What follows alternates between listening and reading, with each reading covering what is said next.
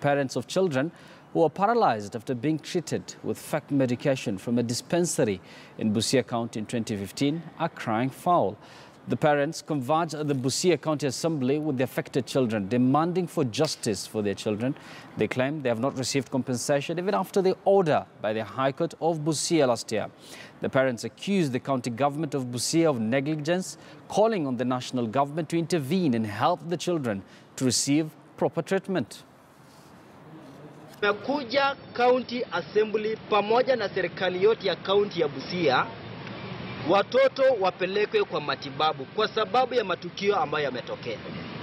Leo tukisungumuza mambo ya wiki kesho haina shida, sababu ahadi hizi tumepokea kwa hizi miaka 4 ambazo hazijafua dafu. Kwa hivyo kwa leo tusungumuzie mambo, tukitoka kwa assembly hapa kwa gate ya assembly tunaelekea kwa hospitali. Tunapoongea sasa mambo ya kupeleka watoto Kenyatta hospital, utakuja tena kuona kwamba wanaenda kufuia. Leo hii kama watazuiliwa tena, hao watoto tutakuja kuacha kwa kaunti hii tu waishi hapa. Tunataka kuona watoto kuanzia leo waende katika matibabu. Hatuwezi kubali watoto waumie kwa jinsi hii. Tunaomba serikali kuu na serikali ya county government ya Busia mtusaidie. Mimi kama mzazi kwa watoto nasikia uchungu sana ninapoona mtoto nilizae kama ajalema na mwisho nimeona ateso mabaya. Imagine kama hiyo damu blue. If it is you, what will you say? What will you think about your child? Na ukuzaa kama kiwa hivyo. Tunaomba serikali kuu mtusaidie. Kweli mtusaidie. Tunaumia kwa ajili ya watoto wetu. Naomba serikali kuu, jambo la Kisele City ilikuwa ni mkasa ambao ulisomwa worldwide. Serikali kuu isisahau ya kwamba hawa watoto bado wanateseka na watoto hawa wanahitaji matibabu maalum.